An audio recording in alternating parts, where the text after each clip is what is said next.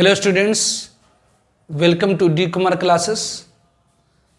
तो आज हम लोग केमिकल बॉन्डिंग लेक्चर नंबर 9 करेंगे।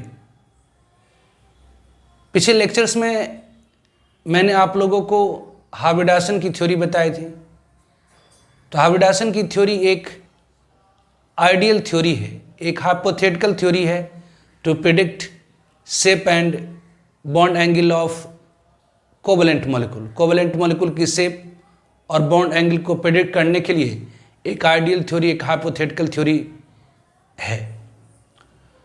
तो इस थ्योरी से आपने देखा था कि एक ऐसी एटम जिसकी हाइब्रिड स्टेट sp है, उसकी शेप लीनियर और बॉन्ड एंगल 180 डिग्री। अगर हाइब्रिड स्टेट sp2 है तो shape triangular planar, bond angle 120 degree. अगर हाइब्रिड स्टेट sp3 है तो शेप टेट्राहेड्रल और बॉन्ड एंगल 190 28 मिनट। यदि हाइब्रिड स्टेट dsp2 है तो शेप स्क्वायर प्लेनर और बॉन्ड एंगल 90 डिग्री। अगर हाइब्रिड स्टेट sp3d है तो शेप ट्रायगोनल बाइपिरामिडल और bond angle 90 degree and 120 degree. अगर हाइब्रिड स्टेट sp3d2 है तो शेप ऑक्टाहेड्रल या स्क्वायर बाइपिरामिडल और बॉन्ड एंगल 90 डिग्री।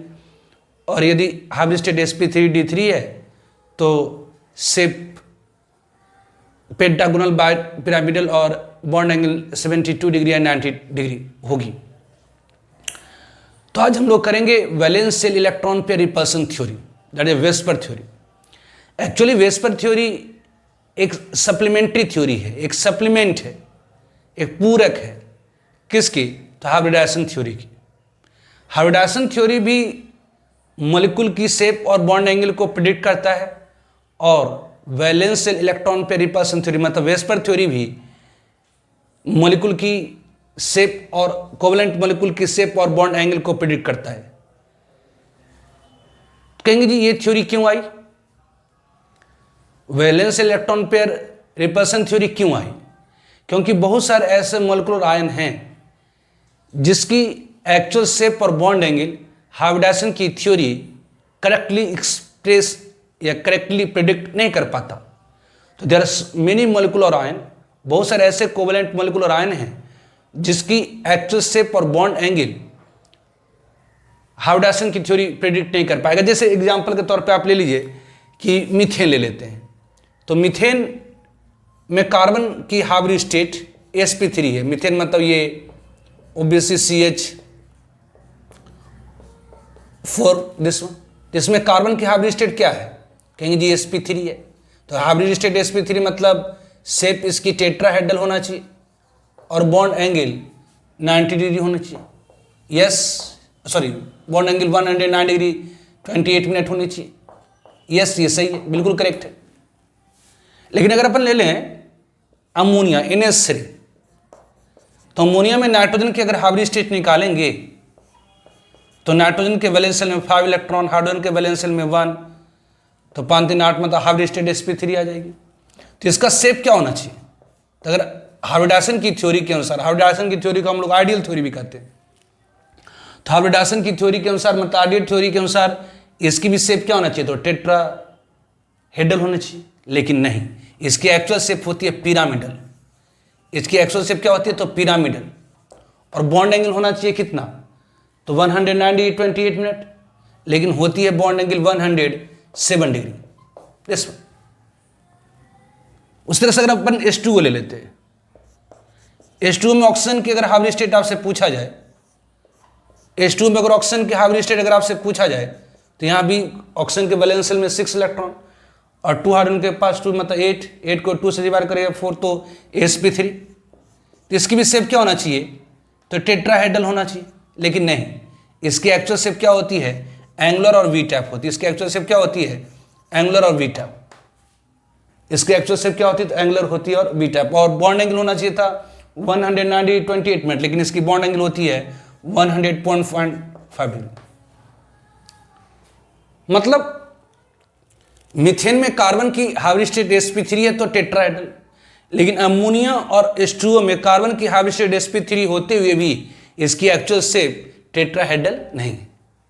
मतलब हाइब्रिडासन की थ्योरी इस मॉलिक्यूल की, मतलब अमोनिया और वाटर मॉलिक्यूल की एक्चुअल शेप और बॉन्ड एंगल को प्रेडिक्ट नहीं कर पा रहा है। तो इसी को एक्सप्लेन करने के लिए आई valence shell electron pair repulsion theory. मतलब वेस्पर थ्योरी एक तरह की सप्लीमेंट है, पूरक है।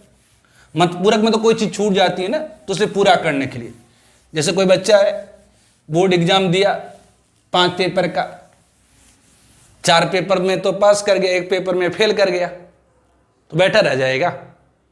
उसको क्या होती है, सप्लीमेंट्री एग्जामिनेशन होती है, फिर वो पास हो जाता है। उसी तरह से valence shell electron pair repulsion theory एक सप्लीमेंट्री थ्योरी है।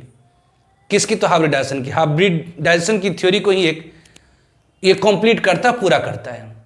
तो आज हम लोग शुरू करेंगे valence shell electron pair repulsion theory, short में कहते हैं वेस्पर थ्योरी।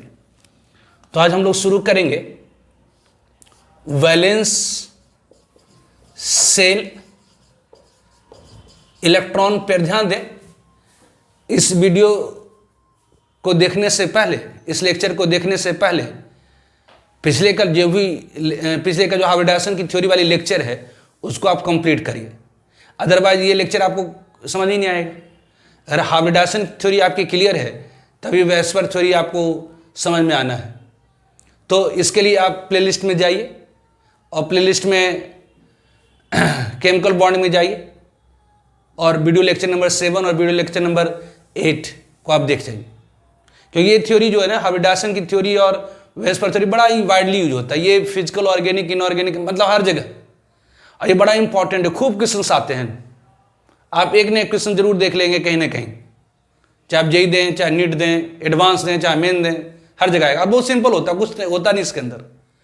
थोड़ी सी कॉन्सेप्ट, थोड़ा सा पॉइंट 2-4 याद रखनी है, हो जाना है।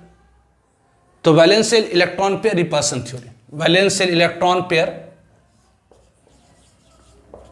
रिपल्सन थ्योरी,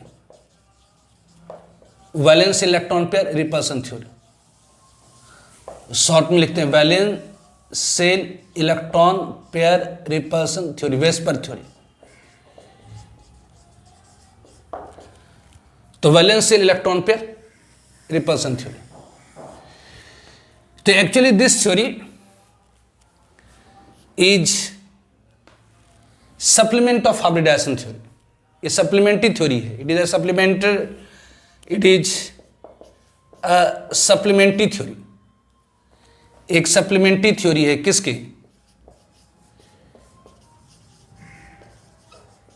ये सप्लीमेंट्री थ्योरी है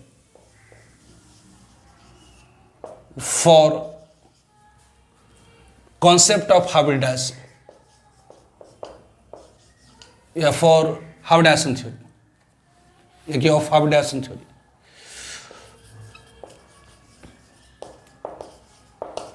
तो एक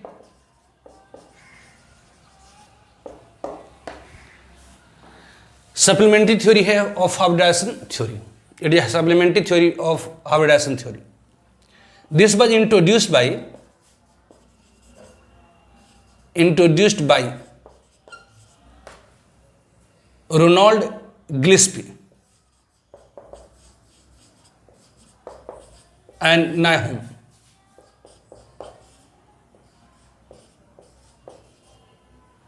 in 1953.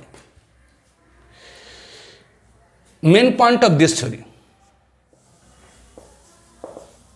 Main point of this theory, इस थ्योरी की जो मुख्य बातें हैं,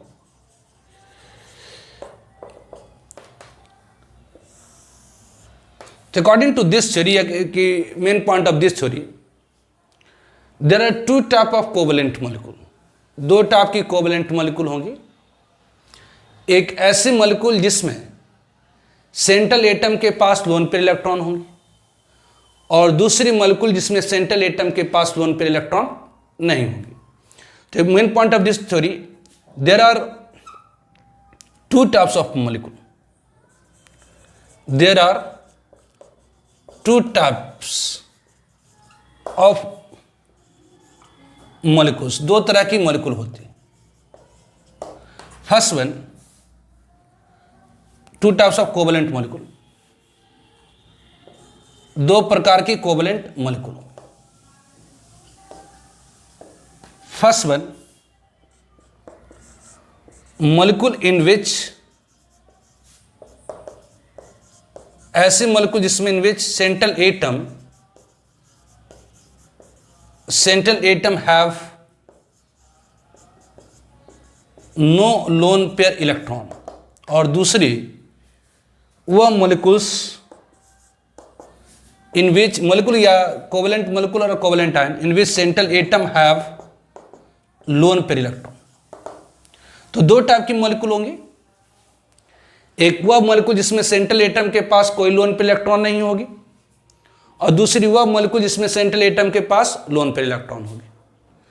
तो वह मॉलिक्यूल जिसमें सेंट्रल एटम के पास कोई लोन पेयर इलेक्ट्रॉन नहीं होगी, उसकी एक्चुअल शेप और बॉन्ड एंगल सिमिलर होगी किसके? तो हार्वी-डायसन की थ्योरी के अनुसार। तो वह मॉलिक्यूल जिसमें सेंट्रल एटम के पास कोई लोन पेयर इलेक्ट्रॉन नहीं होगी, जैसे मीथेन में कार्बन के पास कोई लोन पेयर इलेक्ट्रॉन नहीं, तो उसकी जो एक्चुअल शेप है वह हार्वी-डायसन की थ्योरी के अनुसार है। मतलब मीथेन में भी जैसा आपने देखा कि कार्बन की हाइब्रिड स्टेट क्या आई, तो sp3, तो शेप क्या होना चाहिए? टेट्राहेड्रल तो है। तो वह मॉलिक्यूल जिसमें सेंट्रल एटम के पास कोई लोन पेयर इलेक्ट्रॉन नहीं है, उसकी एक्चुअल शेप हार्वी-डायसन की थ्योरी के अनुसार होगी। बट लेकिन वह मॉलिक्यूल जिसमें सेंट्रल एटम के पास लोन पेयर इलेक्ट्रॉन है, उसकी एक्चुअल शेप और बॉन्ड एंगल डिफरेंट होगी किससे? आइडियल शेप से। आइडियल शेप मतलब shape according to hybridisation theory, या शेप और bond angle according to hybridisation theory. ठीक है, इसका पहले आप स्क्रीनशॉट लीजिए। तो there are two types of molecule, दो प्रकार की मॉलिक्यूल होंगी इस थ्योरी के अनुसार। दो टाइप की मॉलिक्यूल होती है, एक वह मॉलिक्यूल जिसमें सेंट्रल एटम के पास कोई लोन पेयर इलेक्ट्रॉन नहीं है, और दूसरी वह मॉलिक्यूल जिसमें सेंट्रल एटम के पास लोन पेयर इलेक्ट्रॉन है। तो वह मॉलिक्यूल जिसमें सेंट्रल एटम के पास कोई लोन पेयर इलेक्ट्रॉन नहीं है, उसकी एक्चुअल शेप और बॉन्ड एंगल सिमिलर होगी हार्वी-डायसन की थ्योरी के अनुसार, मतलब आइडियल शेप और बॉन्ड एंगल की। लेकिन वह मॉलिक्यूल जिसमें सेंट्रल एटम के पास लोन पेयर इलेक्ट्रॉन है, उसकी एक्चुअल शेप डिफरेंट होगी from ideal shape and bond angle. तो molecules in which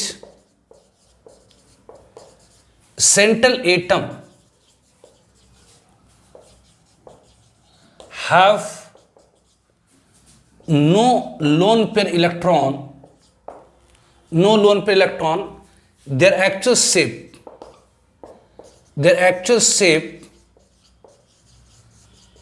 and bond angle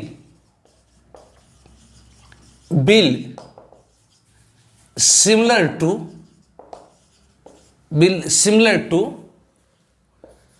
ideal shape and bond angle।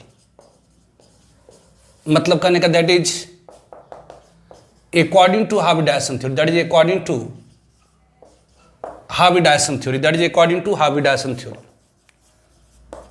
तो वह मॉलिक्यूल जिसमें सेंट्रल एटम के पास कोई लोन पेयर इलेक्ट्रॉन नहीं होगी, उसकी एक्चुअल शेप और बॉन्ड एंगल हार्वी-डायसन की थ्योरी के अनुसार होगी। मतलब हार्वी-डायसन की थ्योरी कर रहा है कि अगर किसी एटम का हाइब्रिड स्टेट sp है तो शेप लीनियर sp2 है, तो ट्रायंगुलर प्लेनर sp3 है तो टेट्राहेड्रल, dsp2 है तो स्क्वायर प्लेनर, sp3d है तो ट्रायगोनल बाइपिरामिडल, sp3d2 है तो ऑक्टाहेड्रल, और sp3d3 है तो पेंटागोनल बाइपिरामिडल। तो वह मॉलिक्यूल जिसमें सेंट्रल एटम के पास कोई लोन पेयर इलेक्ट्रॉन नहीं होती, उसकी एक्चुअल शेप और बॉन्ड एंगल सिमिलर होती है किसके? तो हार्वी-डायसन की थ्योरी के।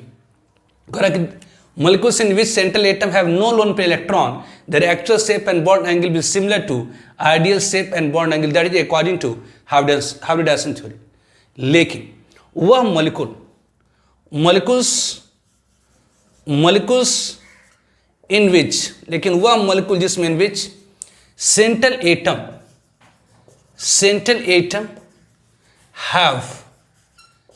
मैंने आपको बताया है कि वह एटम जिससे all other atom directly attach हो। सेंट्रल एटम है तो वह एटम जिससे all other atom directly attach हो। तो molecules in which central atom have lone pair electron, their actual shape their actual shape, and bond angle, will different than ideal shape and bond angle। कर वह molecule जिसमें central atom के पास कोई loan pair electron नहीं होगी, उसकी actual shape और bond angle हार्वी-डॉयसन की थ्योरी के अनुसार होगी। वह मॉलिक्यूल जिसमें सेंट्रल एटम के पास कोई लोन पेयर इलेक्ट्रॉन नहीं होगी, उसकी एक्चुअल शेप आइडियल शेप के समान होगी। लेकिन वह मॉलिक्यूल जिसमें सेंट्रल एटम के पास लोन पेयर इलेक्ट्रॉन होंगी, ध्यान दीजिए, लोन पेयर इलेक्ट्रॉन हैव और नो लोन पेयर इलेक्ट्रॉन, तो इसमें कोई लोन पेयर इलेक्ट्रॉन नहीं होगी सेंट्रल एटम के पास, उसकी एक्चुअल शेप हार्वी-डॉयसन की थ्योरी के अनुसार होगी, मतलब आइडियल शेप और बॉन्ड एंगल के समान होगी।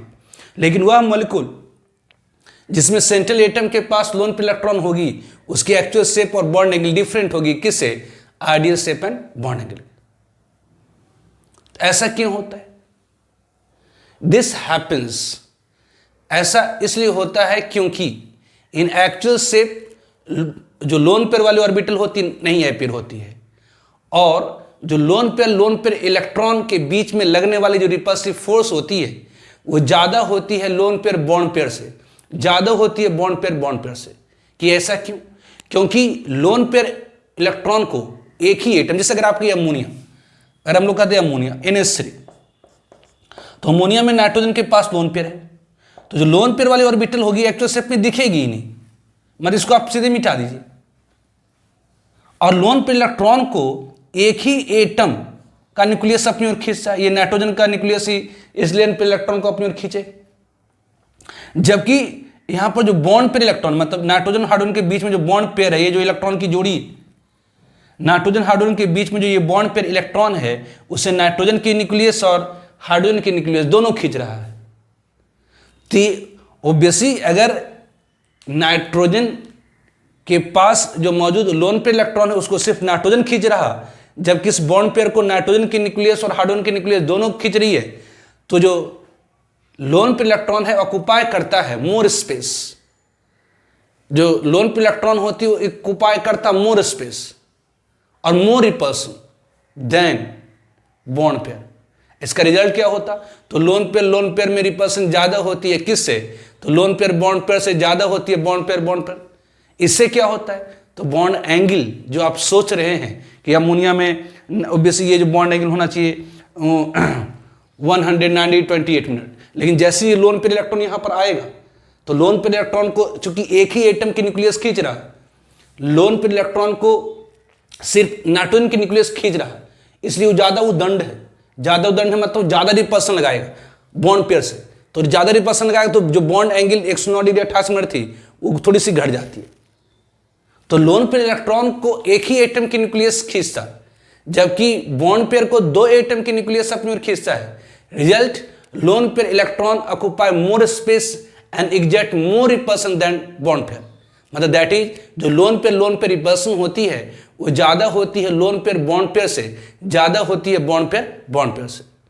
तो according to this theory, VSEPR theory कहता है, या कि main points of VSEPR theory, कि there are two types of covalent molecule, दो प्रकार की कोवेलेंट मॉलिक्यूल होती है। एक वह मॉलिक्यूल जिसमें सेंट्रल एटम के पास लोन पेयर इलेक्ट्रॉन नहीं होगी, और एक वह मॉलिक्यूल जिसमें सेंट्रल एटम के पास लोन पेयर इलेक्ट्रॉन होगी। वह मॉलिक्यूल जिसमें सेंट्रल एटम के पास लोन पेयर इलेक्ट्रॉन होगी, उसकी एक्चुअल शेप और बॉन्ड एंगल सिमिलर होगी, किसके? तो ideal shape and bond angle के। That is according to Harvey Dyson theory, मतलब हार्वी-डॉयसन की थ्योरी जो बता रहा है वही उसकी शेप और बॉन्ड एंगल होगी। लेकिन वह मॉलिक्यूल जिसमें सेंट्रल एटम के पास लोन पेयर इलेक्ट्रॉन है, उसकी एक्चुअल शेप और बॉन्ड एंगल डिफरेंट होगी आइडियल शेप और बॉन्ड एंगल से। वह मॉलिक्यूल जिसमें सेंट्रल एटम के पास लोन पेयर इलेक्ट्रॉन है, वह मॉलिक्यूल जिसमें सेंट्रल एटम के पास लोन पेयर इलेक्ट्रॉन है, उसकी एक्चुअल शेप और बॉन्ड एंगल डिफरेंट होगी, किसके? तो आइडियल शेप और बॉन्ड एंगल से। कैसे? क्यों? क्योंकि पहली पॉइंट कि लोन पेयर इलेक्ट्रॉन वाली ऑर्बिटल एक्चुअल शेप में अपीयर नहीं होती है। दूसरा कि लोन पेयर को एक ही एटम के न्यूक्लियस अपनी ओर खींचता है, जबकि बॉन्ड पेयर को दो एटम के न्यूक्लियस अपनी ओर खींचता है। रिजल्ट क्या होता? तो लोन पेयर रिपल्सन ज्यादा, मतलब लोन पेयर इलेक्ट्रॉन ऑक्युपाई करता मोर स्पेस, रिजल्ट क्या करता है, तो लोन पेयर रिपल्सन ज़्यादा होती है, लोन पेयर बॉन्ड पेयर से ज़्यादा होती है बॉन्ड पेयर से, जिसके कारण बॉन्ड एंगल भी डेविएट कर जाता है। तो वही करा कि वह मॉलिक्यूल जिसमें सेंट्रल एटम के पास कोई लोन पेयर इलेक्ट्रॉन नहीं होगी, उसकी एक्चुअल शेप और बॉन्ड एंगल सिमिलर होगी ideal shape and bond angle के, that is according to hybridisation theory. लेकिन वह मॉलिक्यूल जिसमें सेंट्रल एटम के पास लोन पेयर इलेक्ट्रॉन होती है, उसकी एक्चुअल शेप और बॉन्ड एंगल डिफरेंट होती है, किससे, तो ideal shape and bond angle से। ऐसा होता है बिकॉज पहली पॉइंट की because in actual shape lone pair orbital, जो लोन पेयर वाली ऑर्बिटल होती है, lone pair do not appear, loan pair orbital do not appear, loan pair orbital जो आपकी होगी do not appear, lone pair वाली जो ऑर्बिटल है अपीयर नहीं होगी। एंड जो लोन पेयर होती है एंड जो lone pair attracted by, and जो लोन पेयर होती है अट्रैक्टेड बाई सिंगल न्यूक्लियस, एक न्यूक्लियस द्वारा, सिंगल न्यूक्लियस, वाइल जबकि bond pair is attracted by two nucleus, जबकि बॉन्ड पेयर को दो न्यूक्लियस अट्रैक्ट करता है, न्यूक्लियस। इसका कारण क्या, इससे होता क्या है, तो इस इसका रिजल्ट क्या होता है, तो lone pair occupy more space, lone pair occupy करता more space and exact more repulsion, and hence इसके कारण क्या होती है, एंड हेंस जो एक्चुअल बॉन्ड एंगल होता है वह लेसर हो जाता है, किससे, तो आइडियल बॉन्ड एंगल से। तो कह रहा है कि वह मॉलिक्यूल इसमें सेंट्रल एटम के पास कोई लोन पेयर इलेक्ट्रॉन, उसके एक्चुअल शेप और बॉन्ड एंगल तो ठीक है हाइब्रिडाइजेशन की थ्योरी के अनुसार होगी, लेकिन वह मॉलिक्यूल जिसमें सेंट्रल एटम के पास लोन पेयर इलेक्ट्रॉन होती है, उसकी एक्चुअल शेप और बॉन्ड एंगल डिफरेंट होती है ideal shape and bond angle से, because in actual shape lone pair orbital do not appear, पहली पॉइंट। एंड जो लोन पेयर इलेक्ट्रॉन होती है अट्रैक्ट किया जाता है एक न्यूक्लियस द्वारा, जैसे अभी जस्ट मैं आपको बता रहा था कि अमोनिया में नाइट्रोजन के पास जो लोन पेयर इलेक्ट्रॉन है, अमोनिया में जो नाइट्रोजन के पास लोन पेयर इलेक्ट्रॉन है, उसे सिर्फ नाइट्रोजन के न्यूक्लियस अपनी ओर खींच रहा है, जबकि यहाँ पर जो बॉन्ड पेयर के इलेक्ट्रॉन है उसे नाइट्रोजन और हाइड्रोजन दोनों के न्यूक्लियस अपनी ओर खींच रहा है। तो चूंकि लोन पेयर इलेक्ट्रॉन को एक ही एटम के न्यूक्लियस खींच रहा, इसका रिजल्ट ये होता है कि जो लोन पेयर इलेक्ट्रॉन होता है वो ज्यादा स्पेस ऑक्यूपाई करता है और साथ ही साथ ज्यादा रिपल्सन लगाता, जिसके कारण जो बॉन्ड एंगल है वह डेविएट कर जाती है, विचलित हो जाती है, घट जाती है। मतलब बॉन्ड एंगल क्या हो जाता है, तो घट जाता है, मतलब एक्चुअल जो बॉन्ड एंगल होती है वो घट जाती है, किससे, तो आइडियल बॉन्ड एंगल से, मतलब जो हाइब्रिडाइजेशन की थ्योरी आपको बॉन्ड एंगल बता रहा है उससे घट जाता है। ठीक है, तो पहले आप इसको स्क्रीनशॉट ले लीजिए, फिर मैं आगे करता हूं। 10 इस प्रकार से जो लोन पेयर रिपल्सन होती है, ध्यान रखें, loan pair repulsion is greater than loan pair bond pair repulsion is greater than bond pair repulsion. तो लोन पेयर को एक ही एटम की न्यूक्लियस खींचता है, इसलिए उदंड है, ज्यादा स्पेस ऑक्यूपाई करता और ज्यादा रिपल्सन लगाता है। तो जो लोन पेयर के बीच में होने वाली रिपल्सन होती है वो ज्यादा होती है लोन पेयर बॉन्ड पेयर से। मतलब जैसे ये है ना, नाइट्रोजन है, यहां पर लोन पेयर है, ये जस्ट हाईलाइट कर रहे हैं और कुछ नहीं है, यह सीधे कहते हैं वाटर मॉलिक्यूल ले लेता हूं मैं, ये ऑक्सीजन है, तो यहां पर इसके पास दो लोन पेयर होती है, तो ये आपका लोन पेयर है, ये बॉन्ड पेयर है। तो लोन पेयर को एक ही एटम के न्यूक्लियस, मतलब यहां पर ऑक्सीजन के न्यूक्लियस से खींच रहा है, जबकि बॉन्ड पेयर को ऑक्सीजन के न्यूक्लियस और हाइड्रोजन के न्यूक्लियस दोनों खींच रहा है। तो लोन पेयर को एक ही एटम के न्यूक्लियस खींच रहा है, इस कारण से ये मोर स्पेस ऑक्युपाई करता है और मोर रिपल्सन भी लगाता है। तो ध्यान रखें, लोन पेयर मतलब इन दोनों के बीच में जो होने वाली रिपल्सिव फोर्स होती है, निगेटिव चार्ज है ना जी, तो निगेटिव के बीच में क्या होगी, तो रिपल्सन होगी। तो ऑब्वियस यहाँ भी निगेटिव है तो इसके बीच में भी रिपल्सन होगी, यहाँ भी निगेटिव है तो इसके बीच में भी रिपल्सन होगी। तो लोन पेयर इलेक्ट्रॉन को एक ही एटम के न्यूक्लियस खींचता है, इस कारण से वो मोर स्पेस ऑक्युपाई करता है और मोर रिपल्सन लगाता है। किसकी तुलना में, तो बॉन्ड पेयर की तुलना में। मतलब जो लोन पेयर में रिपल्सन होती है वो ज्यादा होती है किससे, लोन पेयर बॉन्ड पेयर से, ज्यादा होती है किससे, तो बॉन्ड पेयर से। तो ध्यान रखेंगे, लोन पेयर रिपल्सन ज्यादा इसलिए होती है क्योंकि लोन पेयर इलेक्ट्रॉन को एक ही एटम के न्यूक्लियस खींचता है, जबकि बॉन्ड पेयर को दो एटम की मतलब दो बॉन्डेड एटम के न्यूक्लियस खींचता है। तो लोन पेयर को एक ही एटम के न्यूक्लियस खींचता है, इसलिए मोर स्पेस ऑक्युपाई करता, मोर रिपल्सन लगाता। तो लोन पेयर रिपल्सन ज्यादा होती है, लोन पेयर बॉन्ड पेयर से ज्यादा होती है बॉन्ड पेयर एंड हेंस। अब यहां पर अगर रिपल्सन ज्यादा होगा, अगर यहां से ऊपर से रिपल्सन अगर ज्यादा आया, ऊपर देखिए ये भी नीचे से भी लगा रहा है रिपल्सन, ऊपर से भी आ रही है रिपल्सन, लेकिन नीचे से लगने वाली रिपल्सन कम है, ऊपर से लगने वाली रिपल्सन ज्यादा है। इस कारण से ये जो बॉन्ड ऐसे था और बॉन्डिंग थोड़ी सी घट जाएगी। क्यों, क्योंकि ऊपर से रिपल्सन जा रहा है। तो लोन पेयर रिपल्सन ज्यादा होती है, लोन पेयर बॉन्ड पेयर से ज्यादा होती है बॉन्ड पेयर से। ऐसा इसलिए होता है क्योंकि लोन पेयर इलेक्ट्रॉन को एक ही एटम के न्यूक्लियस खींचता है, जबकि बॉन्ड पेयर को दो एटम के न्यूक्लियस खींचता है। तो मोर रिपल्सन होने के कारण क्या होगी, तो जो बॉन्ड एंगल होगी, जो एक्चुअल बॉन्ड एंगल होगी वो लेसर हो जाती है। एक्चुअल बॉन्ड एंगल लेसर हो जाती है किससे, तो आइडियल बॉन्ड एंगल से। 10 इस प्रकार से जो एक्चुअल बॉन्ड एंगल होगा, 10 इस प्रकार से जो एक्चुअल बॉन्ड एंगल होती है, तो एक्चुअल बॉन्ड एंगल होती है लेसर देन लेसर हो जाती है, डेविएट कर जाती है किससे, देन आइडियल मतलब हार्डासन की थ्योरी के अनुसार आइडियल बॉन्ड एंगल, मतलब हार्डासन की थ्योरी जो बॉन्ड एंगल बताता है उससे कम जाता है। तो ध्यान रखें, पहली point, main point of VSEPR theory, मतलब valence electron pair repulsion theory की मेन पॉइंट क्या है, तो there are two kind of molecule, there are two types of molecule. पहला कि वह मॉलिक्यूल जिसमें सेंट्रल एटम के पास लोन पे इलेक्ट्रॉन नहीं होगी, और दूसरा वह मॉलिक्यूल जिसमें सेंट्रल एटम के पास लोन पे इलेक्ट्रॉन होंगी।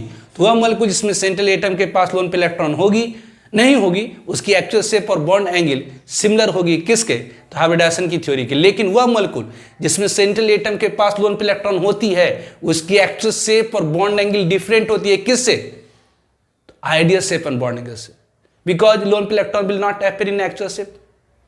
लोन पेयर वाले ऑर्बिटल तो एक्चुअल शेप में अपीयर ही नहीं होगी। एंड लोन पेयर, जो लोन पेयर होता है वो अट्रैक्ट किया जाता है एक न्यूक्लियस द्वारा, बॉन्ड पेयर को अट्रैक्ट किया जाता है दो न्यूक्लियस द्वारा।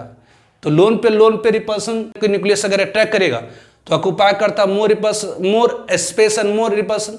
तो लोन पेयर रिपल्सन ज्यादा हो जाती है, लोन पेयर बॉन्ड पेयर से ज्यादा होती है बॉन्ड पेयर रिपल्सन से। 10 जो एक्चुअल शेप और बॉन्ड एंगल होगा, 10 एक्चुअल शेप जो एक्चुअल बॉन्ड एंगल होती है वो क्या हो जाती है, लेसर हो जाती है, क्योंकि रिपल्सन ज्यादा लगा। लोन पेयर द्वारा रिपल्सन चूंकि ज्यादा लगा दिया गया, अगर सेम रहता तो वही से रह जाती बॉन्ड एंगल, लेकिन लोन पेयर ज्यादा रिपल्सन लगा दिया जिसके कारण जो बॉन्ड एंगल होती है वो क्या होती, तो डिक्रीज कर जाती है।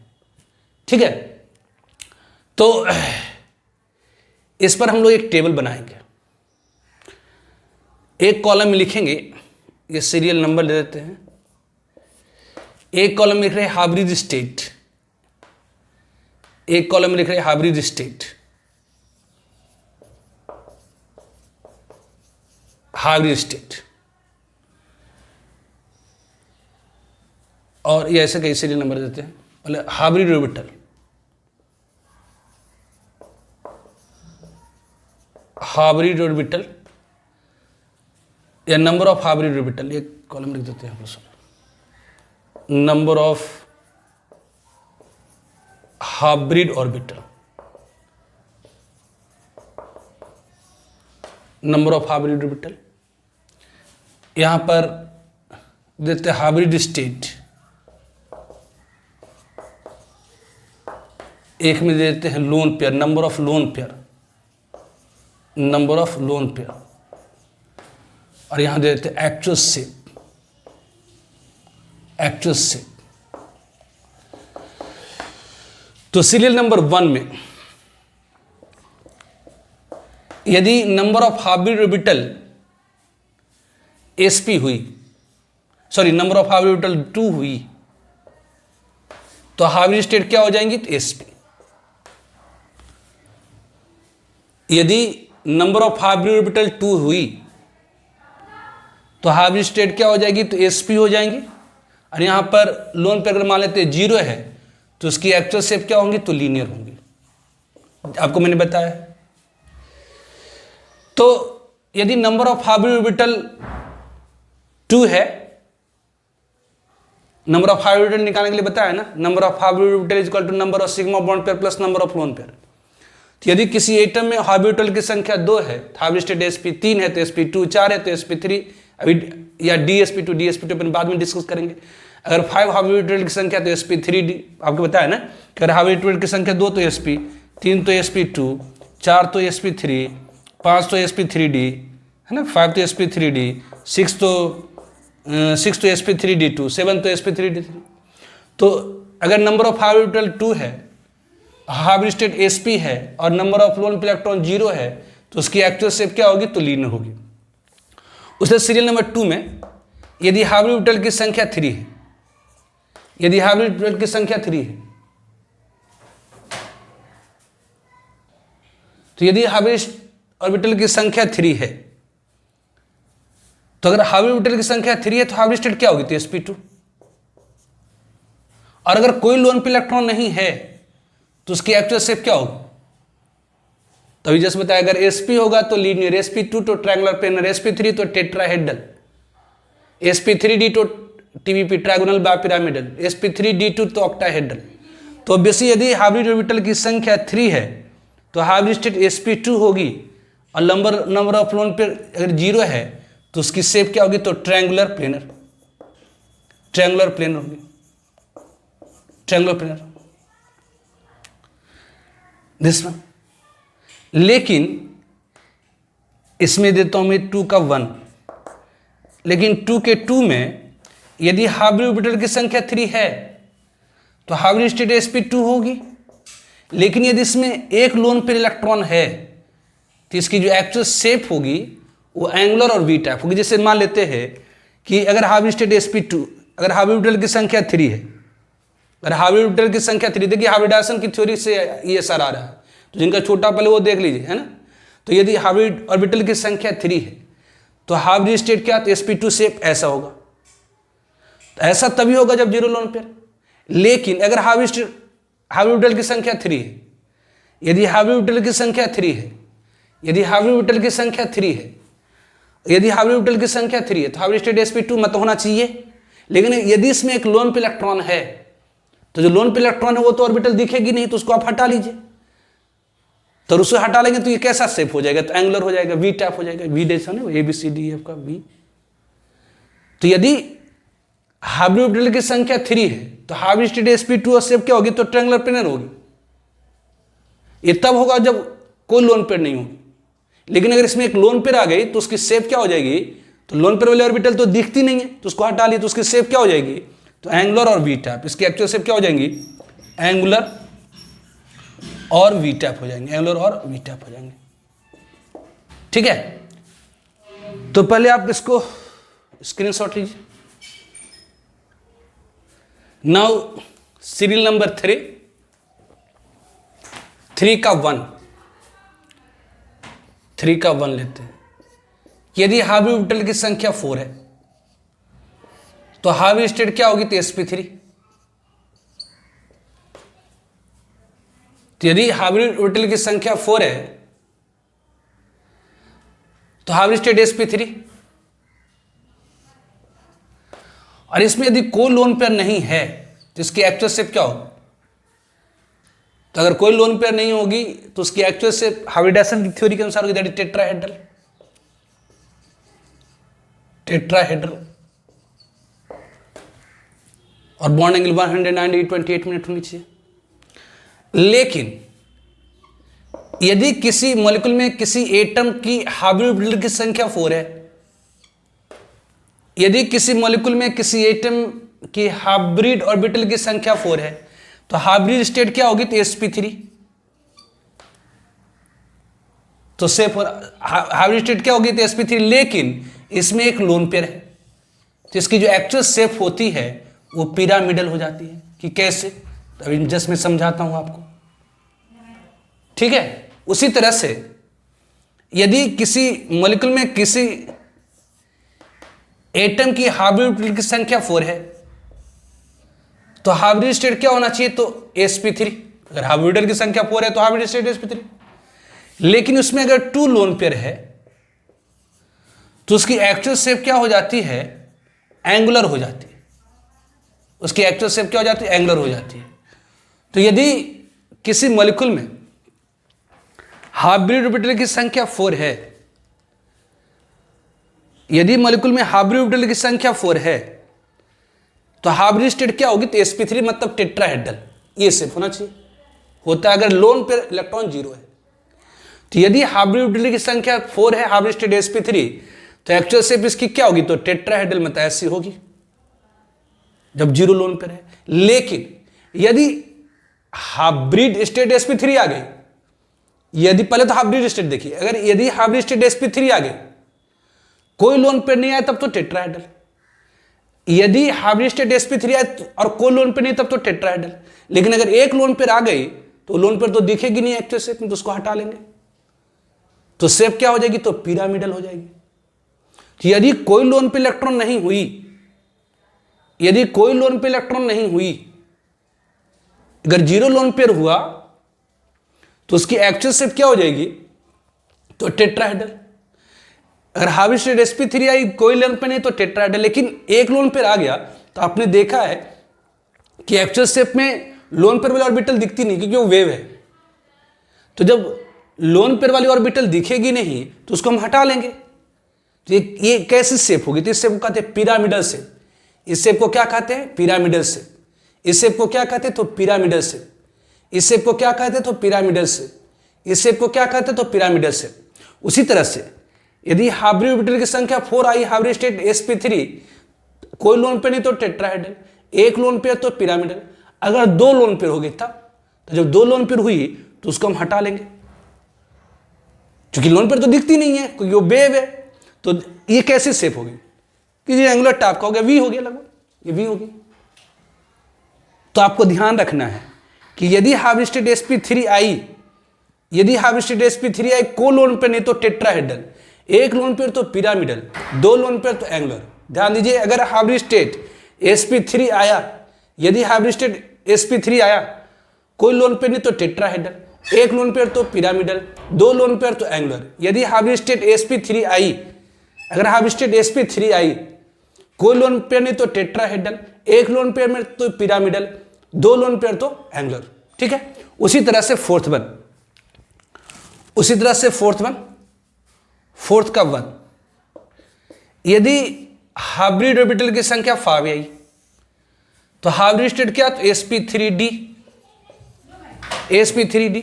ठीक है, sp3d। तो ये इसमें अगर 0 लोन पेयर है, तो इसकी शेप क्या हो जाएंगी? ट्राइगोनल बायपिरामिडल, टीबीपी कहिए, ट्राइगोनल बायपिरामिडल, ट्राइगोनल बायपिरामिडल। तो यदि हाइब्रिड स्टेट sp3d आई, कोई लोन पेयर नहीं आई, तो ट्राइगोनल बायपिरामिडल। अगर हाइब्रिड ऑर्बिटल की संख्या 5 है, हाइब्रिड स्टेट sp3d आई, 0 लोन पेयर, तो शेप क्या होगी? Trigonal bipyramidal. शॉर्ट में कहते हैं टीबीपी। शॉर्ट में क्या कहते हैं? तो टीबीपी, ट्राइगोनल बायपिरामिडल। और यदि सेकेंड हाइब्रिड ऑर्बिटल की संख्या 5, हाइब्रिड ऑर्बिटल की संख्या 5, तो हाइब्रिड स्टेट क्या? तो sp3d और 1 लोन पेयर आया, तो इसकी एक्चुअल शेप क्या हो जाएगी? तो सीसॉ हो जाएगी, सीसॉ हो जाती है, सीसॉ। उसी तरह से थर्ड वन,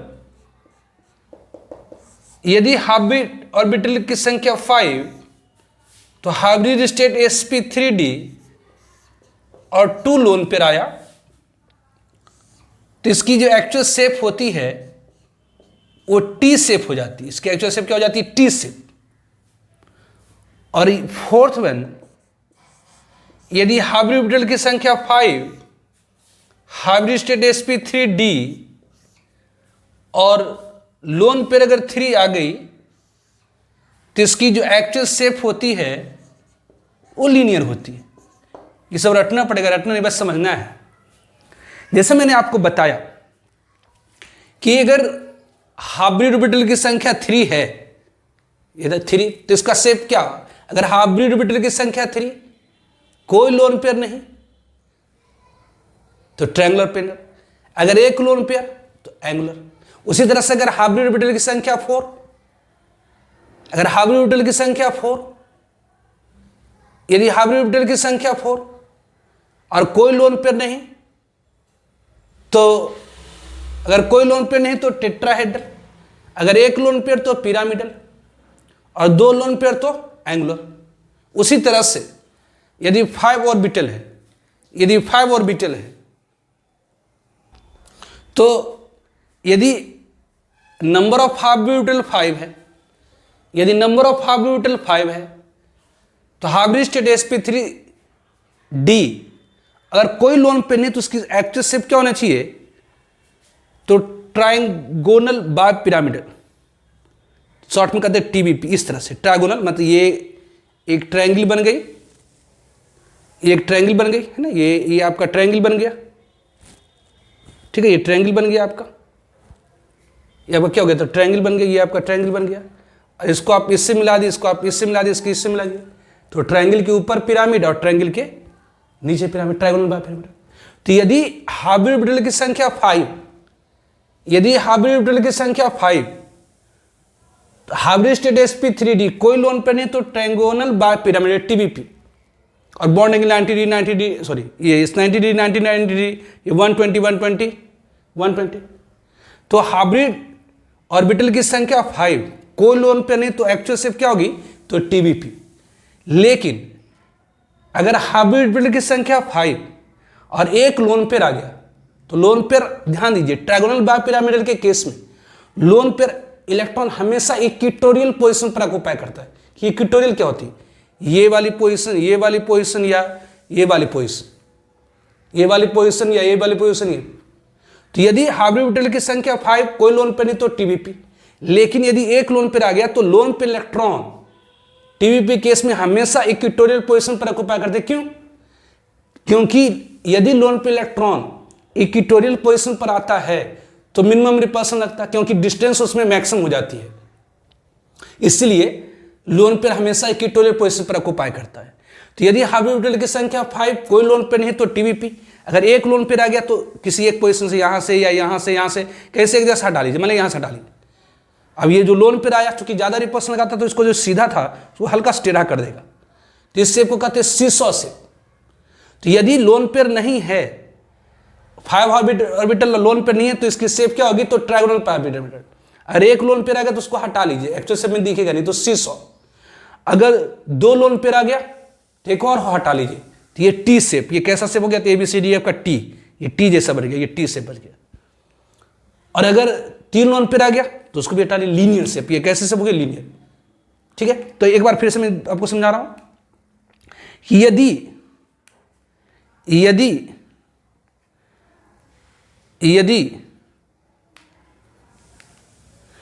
एक बार फिर से मैं समझा रहा हूं, यदि हाइब्रिड ऑर्बिटल की संख्या 5 है, यदि हाइब्रिड ऑर्बिटल की संख्या 5 है, यदि हाइब्रिड ऑर्बिटल की संख्या 5 है और कोई लोन पेयर नहीं, तो उसकी एक्चुअल शेप क्या होगी? तो ट्रायंगोनल बाय पिरामिडल।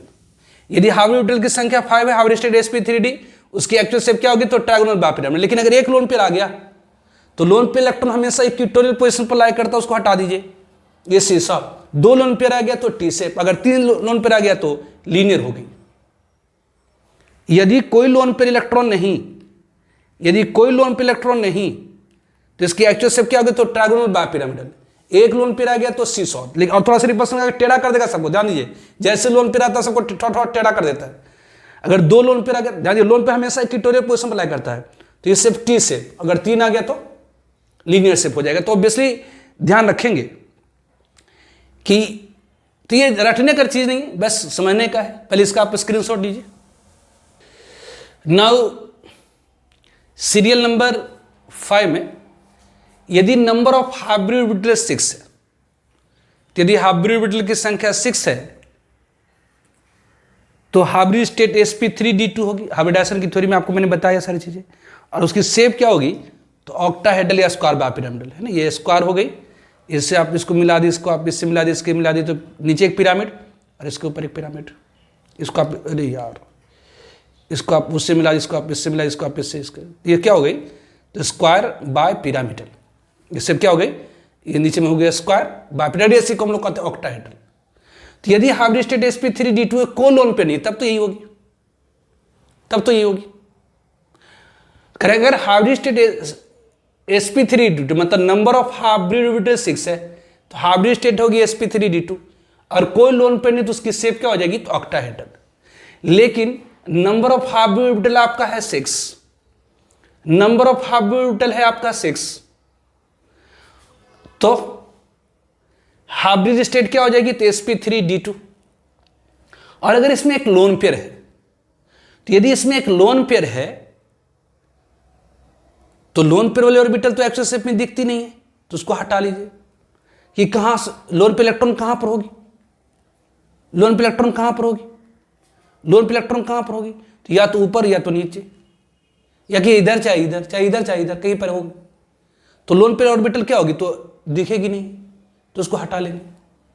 तो ये कैसी शेप हो गई, तो ये स्क्वायर हो गया और नीचे एक पिरामिड। इसको आप इससे मिला दीजिएगा, इसको आप इससे मिला दीजिए, इसको आप मिला दीजिए, इसको इससे मिला दीजिए, इसको तो कहते हैं स्क्वायर बेस के सिर्फ नीचे पिरामिड आ गया, ऊपर में तो लोन पे आ गई तो दिखेगा ही नहीं, तो स्क्वायर बेस के एक नीचे पिरामिड। लेकिन यहाँ लोन पे इलेक्ट्रॉन होने के कारण आप जानते हैं लोन पे ज्यादा रिपल्सन लगाता है, तो ये सबको बिल्कुल सीधा नहीं रहने देगा, थोड़ा थोड़ा टेढ़ा कर देगा, इसको झुका देगा, इन सबको थोड़ा थोड़ा क्या करेगा, तो नीचे की ओर टिल्ट कर देगा, नीचे की ओर इन सबको टिल्ट कर देगा, टिल्ट मतलब टेढ़ा कर देगा, इन सबको थोड़ा सा नीचे की ओर टिल्ट कर देगा, मतलब टेढ़ा कर देगा।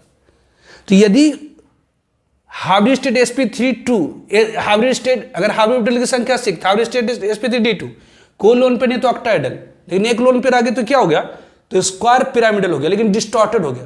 और जब 2 लोन पे आ जाएगा तब एक और हटाइए, नीचे से हटा लीजिए ऊपर से, कि जी इधर इधर से नहीं हटा सकते, हाँ हटा सकते हैं, जहां से मन करे वहां से हटा दीजिए, क्योंकि लोन पे फारदेस्ट रहेगा। कि क्यों फारदेस्ट रहेगा, सबसे दूर क्यों रहेगा, तो मिनिमम रिपल्सन लगना चाहिए ना, तो आप यहां से हटा सकते हैं, या यहां से हटा सकते हैं, या ऊपर एक नीचे से हटा दीजिए, बात एक ही, कोई उससे अंतर नहीं पड़ रहा ये। तो इसकी शेप क्या होगी, स्क्वायर प्लेनर होगी। तो ध्यान दीजिए, अगर हाइब्रिड ऑर्बिटल की संख्या 6 है, यदि हाइब्रिड ऑर्बिटल की संख्या 6 है, तो हाइब्रिड स्टेट sp3d2 शेप होगी ऑक्टाहेड्रल या स्क्वायर बाइपिरामिडल। और यदि हाइब्रिड स्टेट sp3d2 एक लोन पेयर आ गया, तो लोन पेयर को हटा लीजिए, तो ये शेप क्या हो गई, तो स्क्वायर पिरामिडल, लेकिन डिस्टॉर्टेड होगा। डिस्टॉर्टेड मतलब थोड़ा सा विकृत होगा, क्यों, क्योंकि यहां पर लोन पेयर आया, और लोन पेयर आप जानते हैं ज्यादा रिपल्सन लगाता है, इस कारण से थोड़ा सा टेढ़ा कर देगा, तो हम लोग कहते हैं distorted square plane, distorted square pyramidal, जी स्क्वायर प्लेनर नहीं, स्क्वायर पिरामिडल, स्क्वायर क्या, तो पिरामिडल है, square pyramidal, distorted square pyramidal हो गया, ये क्या है, तो डिस्टॉर्टेड स्क्वायर पिरामिडल हो गया, ठीक है। तो अगर कोई लोन पे नहीं तो ऑक्टाहेड्रल या स्क्वायर बाय पिरामिडल, बाय मतलब दो पिरामिड, एक ऊपर पिरामिड एक नीचे पिरामिड। अगर 6 है, कोई लोन पे नहीं तो स्क्वायर बाय पिरामिडल, मतलब एक ऊपर पिरामिड एक नीचे पिरामिड। लेकिन अगर हाइब्रिड स्टेट sp3d2 एक लोन पेयर है, तो ये क्या हो गया, तो स्क्वायर, अब एक ही पिरामिड बचा, तो स्क्वायर पिरामिड, लेकिन डिस्टॉर्टेड होगा क्योंकि यहाँ लोन पेयर है। अगर 2 लोन पेयर तो एक ऊपर से हटा लीजिए, एक नीचे से, मतलब ये क्या होगी, स्क्वायर प्लेनर, कि इधर इधर से नहीं हटा सकते, कहीं से भी हटा सकते, नो प्रॉब्लम। उसी तरह से यदि हाइब्रिड ऑर्बिटल की संख्या 7 है, तो हाइब्रिड स्टेट sp3d3 कोई लोन पेयर नहीं तो पेंटागोनल बाइपिरामिडल नंबर 5, ये पेंटागोनल बाइपिरामिडल हो जाएगी 5, ये पेंटागोनल, एक नीचे पिरामिड एक ऊपर पिरामिड, ये पेंटागोनल बाइपिरामिडल। तो अगर हाइब्रिड स्टेट sp3d3 है, कोई लोन पे नहीं तो पेंटागोनल बाइपिरामिडल, पेंटागन होगी, एक ऊपर पिरामिड एक नीचे पिरामिड, तो पेंटागोनल बाइपिरामिडल। लेकिन इसमें अगर एक लोन पेयर है तब, तो एक लोन पेयर को हटा लीजिए, तो एक्चुअल से भी तो दिखेगा नहीं, यहीं से हटाइएगा क्योंकि यहीं पर बिल्कुल नज़दीक नज़दीक में। तो ये आपका क्या हो गया, तो ये स्क्वायर, ऊपर एक पिरामिड एक नीचे पिरामिड, लेकिन बीच में लोन पेयर आया हुआ है, ये सबको टेढ़ा मेढ़ा कर देगा, मतलब कहते हैं डिस्टॉर्टेड ऑक्टाहेड्रल हो गई, डिस्टॉर्टेड ऑक्टाहेड्रल हो गई, ये क्या हुई, तो डिस्टॉर्टेड ऑक्टाहेड्रल हो गई। ठीक है, तो ये ध्यान देना है। एक्चुअली इसमें आपको कि इसमें रटना पड़ेगा, रटना नहीं पड़ना है, बस आप समझिए कि आपको पहली पॉइंट क्या याद रखना है कि यदि हाइब्रिड स्टेट, पहले तो हाइब्रिडाइजेशन की थ्योरी याद रखिए कि यदि हाइब्रिड स्टेट sp तो सेप लीनियर, sp2 तो ट्रायंगुलर प्लेनर, अगर sp3 तो टेट्राहेड्रल, sp3d तो ट्रायगोनल बाइपिरामिडल, sp3d2 तो ऑक्टाहेड्रल और sp3d3 तो पेंटागोनल बाइपिरामिडल। ये पहले तो याद रखना होगा। उसके बाद सब में कॉन्सेप्ट है कि अगर हाइब्रिड स्टेट sp2 हो गया, यदि हाइब्रिड स्टेट sp2 हो गया और कोई लोन पेयर नहीं तो ट्रायंगुलर प्लेनर, लेकिन एक लोन पेयर तो एंगुलर हो जाएगा। उसी तरह से अगर sp3 है, कोई लोन पेयर नहीं तो टेट्राहेड्रल, एक लोन पेयर तो पिरामिडल और दो लोन पेयर तो एंगुलर। अगर sp3d है तो कोई लोन पेयर नहीं तो ट्रायगोनल बाइपिरामिडल, है ना, ट्रायगोनल बाइपिरामिडल। अगर एक लोन पेयर है तो सीसॉ, दो लोन पेयर है तो टी शेप, तीन लोन पेयर है तो लीनियर आ गया। लेकिन ध्यान रखिए, अगर ट्रायगोनल बाइपिरामिडल है, यदि आइडियल शेप आपका ट्रायगोनल बाइपिरामिडल आ रहा है, देन लोन पे इलेक्ट्रॉन हमेशा ऑक्यूपाई करता है कहां पर, इक्वेटोरियल पोजीशन पर। क्यों, तो to minimise lone pair and lone pair bond pair repulsive force. उसी तरह से अगर हाइब्रिड स्टेट sp3d2 आ गई, कोई लोन पेयर नहीं तो वही चीज होगी, लेकिन एक लोन पेयर आया तो डिस्टॉर्टेड स्क्वायर पिरामिडल होती है। अगर sp3d2 आ गई तो प्रैक्टिस हो जाता है, दो लोन पेयर आ गई तो स्क्वायर पिरामिडल हो जाएगा। sp3d3 आ गई, कोई लोन पेयर नहीं तो पेंटागोनल बाइपिरामिडल। sp3d3 आ गई, एक लोन पेयर तो डिस्टॉर्टेड ऑक्टाहेड्रल हो गई। ठीक है, तो इसका पहले आप स्क्रीनशॉट ले लीजिए।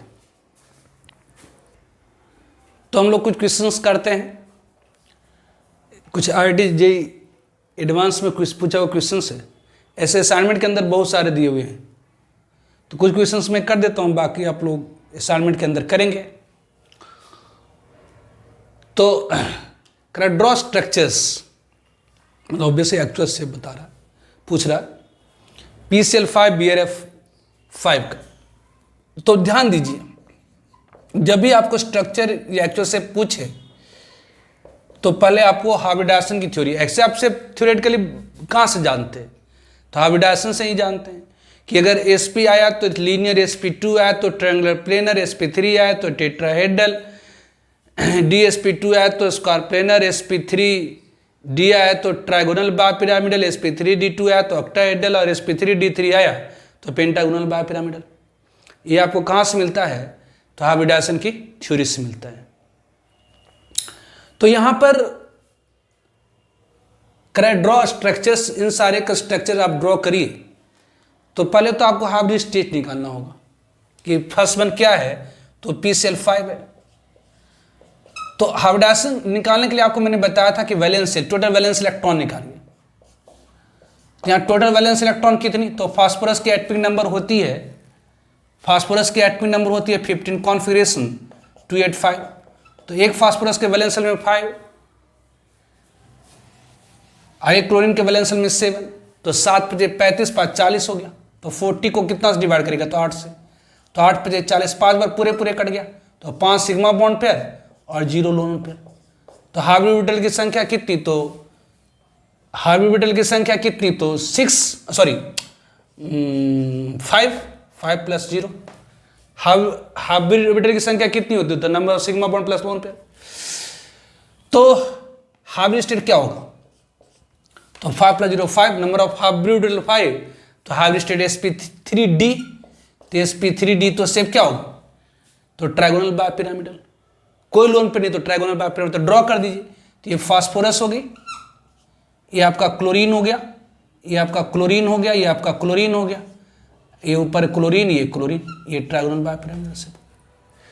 उसी तरह से सेकेंड वन, इसी का दूसरा पार्ट है BRF5 है जी। अब यहां पर देखिए, पहले तो आपको हाइब्रिड स्टेट निकाल, यहां सेंट्रल एटम है तो ब्रोमीन, यहां सेंट्रल एटम कौन सी है, तो ब्रोमीन है। तो यहां टोटल वैलेंस इलेक्ट्रॉन निकालिए, तो ब्रोमीन के वैलेंस चाहे फ्लोरीन हो, क्लोरीन हो, ब्रोमीन हो, आयोडीन हो, सबके वैलेंस में 7, हेलोजेंस के वैलेंस में 7, तो ये 7, फ्लोरीन में भी 7, तो सच जगह 42 डायरेक्ट कर दो, 42 आ रहा है। इसको 8 से डिवाइड करिएगा, तो 8 × 40, 5 बार पूरे पूरे कटा, तो 5 सिग्मा बॉन्ड पेयर, और बाकी कितना बच गया, तो 2 इलेक्ट्रॉन बच गया। 2 इलेक्ट्रॉन को 2 से डिवाइड करें तो एक लोन पेयर हो गई। तो हाइब्रिड ऑर्बिटल की संख्या कितनी, तो number of sigma bond plus lone pair मतलब 6, मतलब ये हाइब्रिड स्टेट क्या हो गई, तो यहाँ पर sp3d2 होगी। दिस हाइब्रिड स्टेट क्या होगी, तो sp3d2 होगी। तो इसकी शेप क्या होना चाहिए, इसकी आइडियल शेप क्या होना चाहिए, तो sp3d2 मतलब ऑक्टाहेड्रल होना चाहिए, स्क्वायर बायपिरामिडल होना चाहिए। लेकिन यहां पर क्या है, एक लोन पेयर है। यहां पर एक क्या है, एक लोन पेयर है। तो वह मॉलिक्यूल जिसमें कोई लोन पेयर नहीं होती, उसकी एक्चुअल शेप हाइब्रिडाइजेशन की थ्योरी के अनुसार होता है। लेकिन वह मॉलिक्यूल जिसके पास लोन पेयर इलेक्ट्रॉन है, वह मॉलिक्यूल जिसके पास लोन पेयर इलेक्ट्रॉन है, उसकी एक्चुअल शेप डिफरेंट होती है आइडियल शेप से। तो इसकी शेप क्या होगी, तो लोन पेयर वाला ऑर्बिटल तो दिखती नहीं है, तो एक्चुअल शेप क्या होगी, तो ऐसा होना चाहिए था स्क्वायर बाय पिरामिडल। तो यहां पर बाय हटा के स्क्वायर पिरामिडल, लेकिन डिस्टॉर्टेड, ये क्या होगी, डिस्टॉर्टेड स्क्वायर पिरामिडल। अगर ड्रॉ करना है तो कैसे ड्रॉ करिएगा, तो ये bromine is the central atom. पहले तो स्क्वायर पिरामिडल आ गया ना जी, स्क्वायर तो स्क्वायर बना देते हैं, ये स्क्वायर बना देते हैं, ठीक है, ये इस तरह से। तो ये हो गया सेंट्रल एटम, आपको हो गया ब्रोमीन, ये फ्लोरीन, ये फ्लोरीन, ये फ्लोरीन, ये फ्लोरीन, और एक दे देते इधर नीचे या ऊपर कहीं दे दिए एक फ्लोरीन। और यहां पर एक लोन पेयर भी है, सेंट्रल एटम 2 3 4 और एक लोन पेयर होगी। अब देखिए ये लोन पेयर का प्रेजेंस जो है, इसको मिटा देता हूं। लोन पेयर की जो प्रेजेंस है, इसको परफेक्ट स्क्वायर पिरामिडल नहीं रहने देगा, परफेक्ट स्क्वायर पिरामिडल नहीं रहेगा, बल्कि इसको डिस्टॉर्ट कर देगा। तो ये क्या हो जाएंगी, तो डिस्टॉर्टेड, ये क्या हो जाएंगी, तो डिस्टॉर्टेड स्क्वायर पिरामिडल, ये डिस्टॉर्टेड स्क्वायर पिरामिडल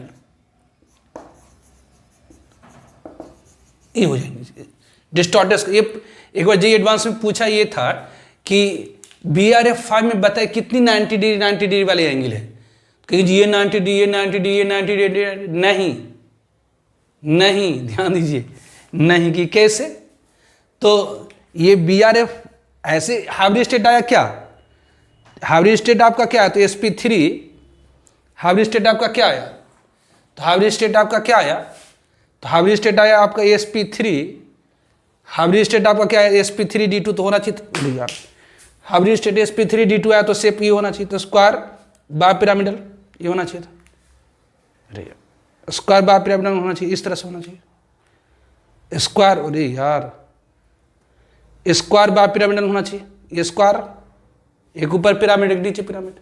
लेकिन यहां पर तो एक लोन पेयर है, तो लोन पेयर आने के कारण क्या होगा, लोन पेयर आने के कारण क्या होगा, लोन पेयर आने के कारण क्या होगा, तो एपेयर होगा नहीं, तो उसको हटा लीजिए। लेकिन यहाँ लोन पेयर जो रहेगा वो क्या करेगा, इन सबको ऊपर को रिपल्सन करेगा, लोन पेयर जो कि ज्यादा रिपल्सन लगाता है इस तरह से कर देगा, तो कोई भी एंगल 90 डिग्री नहीं रह पाएंगे। तो इसको ध्यान रखिएगा, एक बार पूछा जाए के अंदर, एडवांस के अंदर।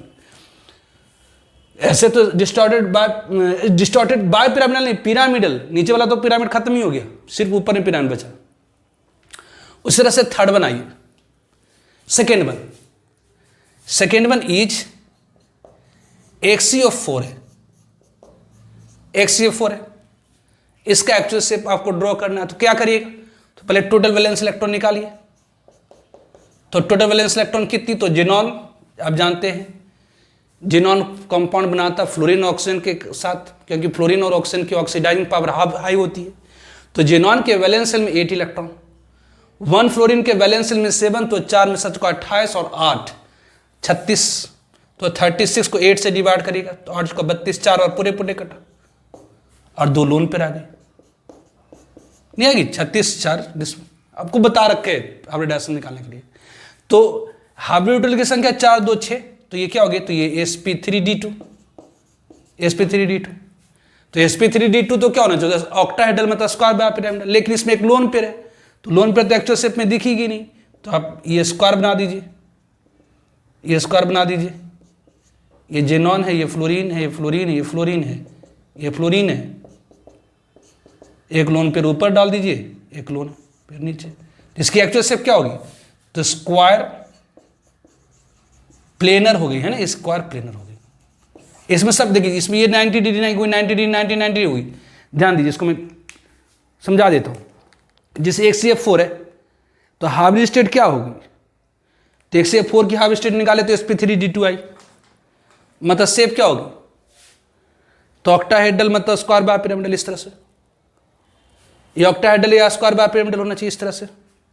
लेकिन यहां पर क्या है, तो लोन पेयर है, तो लोन पेयर वाले ऑर्बिटल तो दिखेंगे नहीं, एक ऊपर एक नीचे से हटा लीजिए, दूर रहेगा, ये कैसे शेप होगी, तो स्क्वायर प्लेनर हो गया कि नीचे वाला जो रिपल्सन लगाएगा लोन पेयर, ऊपर वाला रिपल्सन लगाएगा लोन पेयर, तो ऑब्वियसली ऊपर और नीचे वाली लोन पेयर बिल्कुल, ऊपर वाली लोन पेयर जो रिपल्सन लगाएगी, नीचे वाली लोन पेयर जो रिपल्सन लगाएगी बॉन्ड पेयर के ऊपर, दोनों एक दूसरे को बैलेंस कर देगा, मतलब बिल्कुल क्या होंगी, तो स्क्वायर प्लेनर होगी, मतलब ये 90 डिग्री।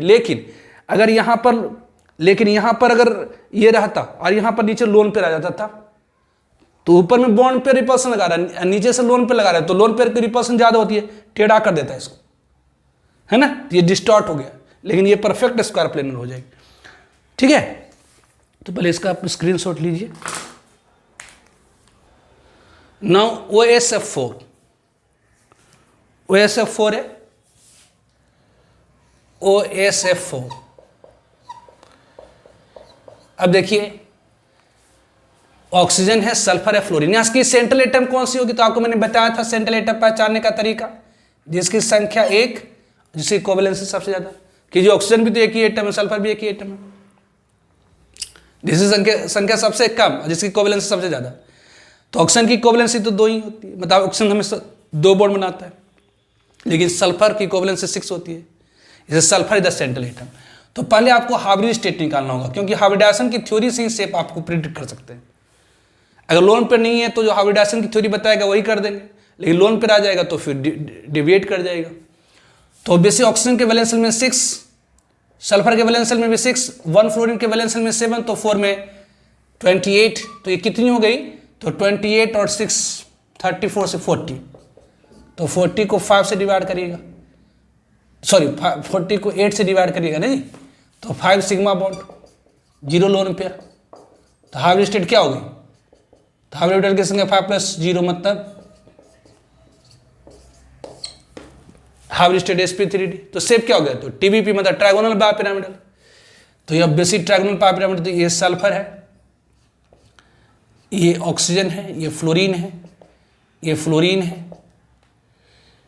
और ये फ्लोरीन है, ये ट्रायगोनल बाय पिरामिडल। ध्यान दीजिए कि डबल बॉन्ड को ऊपर दे सकते हैं, तो नहीं, कि क्यों, क्योंकि ट्रायगोनल बाय पिरामिडल के केस में जो सबसे ज्यादा रिपल्सन लगाता है कौन, जैसे लोन पेयर या डबल बॉन्ड में दो, यहां भी एक जोड़ी इलेक्ट्रॉन है, ये भी एक जोड़ी इलेक्ट्रॉन है, तो ट्रायगोनल बाय पिरामिडल के केस में जो सबसे ज्यादा loan pair electron, trigonal bye pyramidal के केस में जो सबसे ज्यादा रिपल्सन लगाता है वो हमेशा कहां ऑक्युपाई करता, इक्वेटोरियल पोजीशन पर, इक्वेटोरियल पोजीशन पर ऑक्युपाई करता है, मतलब लोन पेयर होता तब भी इक्वेटोरियल पोजीशन पर, डबल बॉन्ड है तब भी क्या होगा, इक्वेटोरियल पोजीशन पर होगी।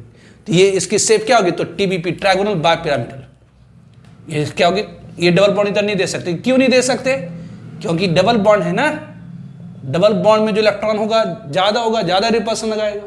तो हमने पढ़ा ट्रायगोनल बाय पिरामिडल में जो ज्यादा रिपल्सन लगाता वो कहां होता, इक्वेटोरियल पोजीशन पर। इसकी शेप क्या होगी, तो TBP मतलब ट्रायगोनल बाय पिरामिडल। उस तरह से आइए थर्ड वन, ये पूछा है 12 में, XeO2। अब एक्चुअली जो मैंने आपको कॉन्सेप्ट बताया वो अगर आपको क्लियर है तो फिर आपको कोई दिक्कत ही नहीं है। XeO2 तो इसमें क्या करना होगा, तो पहले हाइब्रिडाइजेशन निकालनी होगी, क्योंकि एक शेप तो हाइब्रिडाइजेशन से ही आएगा। यहाँ टोटल वैलेंस इलेक्ट्रॉन निकालिए, टोटल वैलेंस इलेक्ट्रॉन कितनी, तो जेनॉन के वैलेंस में 8, 1 ऑक्सीजन में 6, तो 12 + 14 तो 34 हो गई। 34 को 8 से डिवाइड करेंगे तो ये क्या हो गया, तो ये 4 सिग्मा बॉन्ड और एक लोन पेयर हो गई। तो हाइब्रिड की संख्या कितनी, तो 5। तो हाइब्रिड स्टेट क्या होना चाहिए, तो sp3d। तो शेप क्या होना चाहिए, TBP। लेकिन ध्यान दीजिए sp3d में शेप ट्रायगोनल बाय पिरामिडल तब होती है जब कोई लोन पेयर नहीं होता है। यदि एक लोन पेयर हो गया तो शेप सीसॉ, 2 लोन पेयर हो गया तो T से 3 हो गया, तो याद कर लेंगे इसको, ठीक है। तो यहां पर एक लोन पेयर है तो इसकी एक्चुअल शेप क्या होगी, तो सीसॉ होगी। क्या होगी, सीसॉ। कि ड्रॉ कर दीजिए सी100 कैसा होगा। तो ये जेनॉन है, ये ऑब्वियसली ये ऑक्सीजन है, ये ऑक्सीजन है, ये लोन पेयर हो जाएगा एक, ये फ्लोरीन, ये फ्लोरीन। ध्यान दीजिए टीबीपी के केस में जो ज्यादा रिपल्सन लगाता है वो कहाँ को पैक करता है, इक्वेटोरियल पोजीशन। जैसे लोन पेयर और डबल बॉन्ड को कहाँ दिए, इक्वेटोरियल पोजीशन। ऑक्सीजन 2 बॉन्ड बनाता है ना, तो एक्सेप्ट इस ऑब्वियसली बिल्कुल सीधा नहीं रहेगा, थोड़ा टेढ़ा आएगा। उसी तरह से रहने देते हैं, अब ये आपको 4th और 5th अगले लेक्चर में करेंगे, करिएगा इसको, है ना। 4th का कौन सी ऑप्शन होगी वो बताइए मुझे। IIT 2010 ने पूछा है, JEE एडवांस 2014 ने पूछा है, तो दोनों को कर करके आप मेरे को आंसर व्हाट्सएप करिए या ऐप में जाइए और ऐप में जाने के बाद आंसर लिखिए, ग्रुप में नहीं, अलग वाले चैट में, इंडिविजुअल चैट में लिखिएगा। ग्रुप में लिखे सब तो, और बहुत कम जनता कर रही है जितना भी असाइनमेंट दे रहा हूं मैं, ठीक ना। अगर ऐसे रहता क्लास में बहुत गुस्सा होता आप लोग के ऊपर, इस तरह से थोड़ी होता है। अब मैं टेस्ट भी लेने वाला हूं आप लोगों का। तो आज का लेक्चर हम लोग यहीं पर छोड़ते हैं, कंप्लीट थोड़ी हो जाए, है ना। तो अगले क्लास में इसको मैं कंप्लीट कर दूंगा। ऐसे आप समझ ही गए कैसे निकाल रहे हैं। हाइब्रिडाइजेशन आपको निकालने के लिए आना चाहिए, बस हो गया। इंपॉर्टेंट है जी, एक क्वेश्चन तो आना ही आना आपको। आप कुछ भी दीजिए, बोर्ड भी दीजिएगा उसमें भी आएगा कि बोर्ड में कैसे आएगा, बोर्ड में आना है, क्योंकि जो भी आप पढ़ रहे हैं पूरा का पूरा इनऑर्गेनिक का पोर्शन है। ये सब इनऑर्गेनिक थे ना, इनऑर्गेनिक का। अगर ये XCO4 कहाँ मिलेगा, तो ये आपको ये कहाँ पर मिल जाएगा, तो 18th ग्रुप में मिल जाएगा। ये कहाँ पर मिल जाएगा, तो 17th 18 में मिल जाएगा, 17th में 16 में मिल जाएगा। तो ये सब सारा का सारा 12th का है, ठीक है। ये केमिकल बॉन्डिंग नहीं, एक्चुअली इनऑर्गेनिक का ही पार्ट है।